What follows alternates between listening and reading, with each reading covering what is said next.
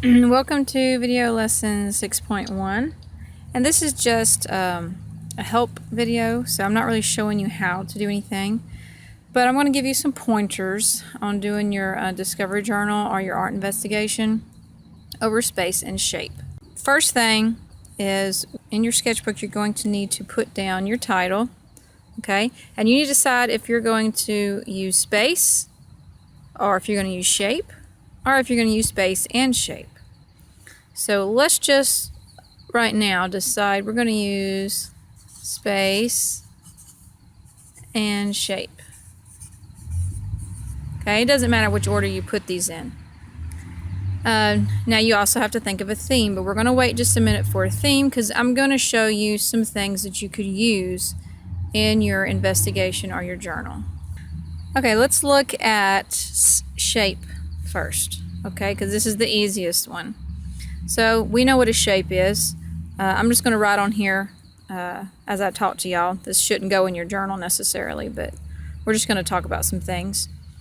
So here is a normal shape. We have a square. You can have rectangles or anything else.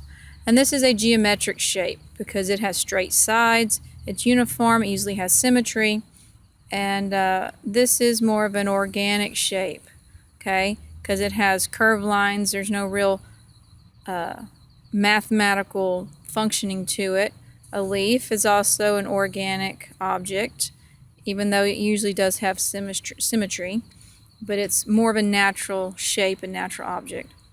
So you're going to have two types of shapes you can play with. That gives you a lot of options. There's all sorts of things. Okay, these wooden things are made up of shapes, and they're rectangles. They go up, and more rectangles here. These down here. Here's some more shapes. They make diamonds, and there are rectangles outside of those. Remember the positive and negative. So this part could be the negative space, and it makes a diamond. This is the positive space, which are made of rectangles. And so here's another example, and you could talk about those things, and you could expand on this diamond shape and see if there's anything else that's a diamond shape, like a kite. You know, that's a similar shape to this.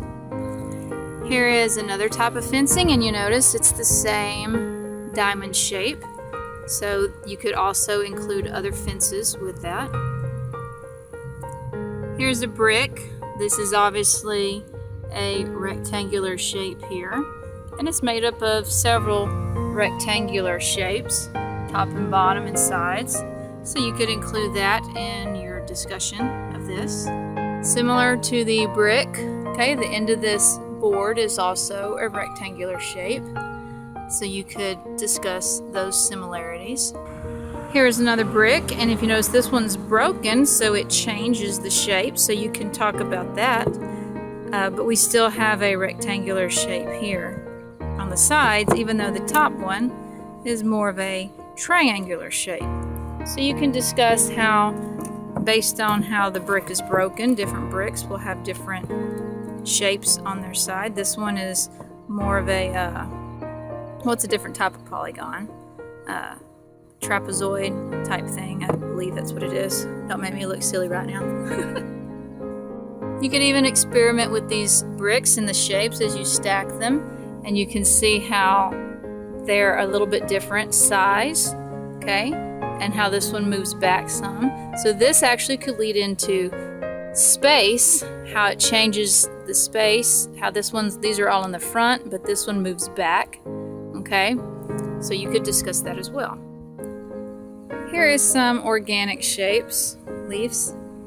So you can take any type of leaves and you can compare them however you want. You can compare them to other leaves. This is also really fun because you can take a leaf and say, what does this look like? Does it look like a lady's dress or something else? You know, does it look like the face of something? And you can always take a leaf as an organic shape, an experimental image off of that could be maybe something else that this looks like, okay?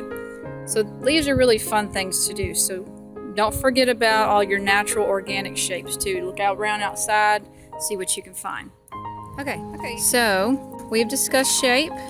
Now you can use circles, triangles, anything. It doesn't have to be the rectangular and square shapes like we were talking about, the diamonds even. But shape also can be used for other things. I made a copy of this dog so that I could just talk to y'all about it. And we also discussed how shapes can build, they can be a base for different things. So you could even get a picture, copy it, or whatever you want to do, print it off the computer. And we can look at these things and say, okay, his face here is more of a square, and then you could find a triangle here, and we have another triangle here, some circular areas for that, and you can just kind of divide this up. There's a square, 2 more triangles, and here's a triangle for the bottom. Symmetry. Okay, so you can also divide a animal or anything up into these shapes to where you can discuss how they build a base. And then you can even say, I wonder if this can also be a base for another type of face, like a lion or something else. So you can make the same base at another part of your page to do an experimental image and turn it exact same shapes, but turn it into a lion head and see how that would work. So anyway, this is some general ideas about shapes. Like I said, you can use cups and stuff from your house, plates for circles, anything, and just compare it to other things that you see around you, other, dishes or clocks or whatever, and just discuss how they're similar and different and things like that. So let's move on to space, and we're going to look at some of the same images to see how you can also get not just shape, but you can get space from those same images. Okay, remember the boards that we had up here? Okay, and we said they provided some shapes and stuff. We have rectangles and stuff like that. Well, if you look here also, you can see space, right? From here is the foreground, we have middle ground back there, and all the way against the back, there's our background, right? So this provides you space. You could draw this board. You can even discuss how the front of it has the rectangular shape. Okay, if you're doing both of these together, you're doing shape and space. You can talk about that. And that how, as it extends to the background, there's a company vocabulary word, it gets smaller in the background than it does in the front. And the lattice down here, we talked about this also. If you turn to the side, okay, you can notice, based off a distance, which is another one of your company vocabulary words, the shapes, that negative space as well is larger here than it is down here. It's more squished up, right? Everything looks a little smaller. So you can discuss that as well. Okay, and here's the same fence again. And we can do the same thing we did with the lattice. To look at space, we can look at it from here all the way down. And we can see how it changes, how this is a lot wider, and this, compared to my fingers, a lot skinnier. See? Huge difference. So here you can talk about space as well. Another aspect of space that you can talk about that is a little different than foreground, background, midground and stuff. You can take just a regular picture like this, and if you notice, there is space between here. Visually it doesn't look like it at first, but when you think, wait a minute, the dog treat is as big as his head, well then you know that there is some space difference, right? Because she's not, and her hand is huge, okay? Her hand is bigger than his head. You know that's not true. So you can also discuss how the size of the object, okay, changes based off of the space. And you can say that the space between the dog and the hand is a lot larger than what it just appears right here. So you can also discuss space within a picture, even if it's not foreground, background, middle ground, stuff like that, okay? And even this, you could also include those words. You could say this is the foreground, middle ground, and the background is back here. So any of these things you can discuss. So don't just limit space to saying, oh, okay, I'm going to look down something and then it's going to show the space that way. You can do these two things, okay? Here's one that's close up. Here's one further away. So you can also discuss how the size of the object changes based on where it is. There, I'm holding my fingers. Not really. But there's illusion. You could also discuss that as well if you have any pictures or anything that have illusions like that. So hopefully this will get you started. Remember, you can pick both of these to do, or you can just do one or the other. Doesn't matter. But when you draw your first image,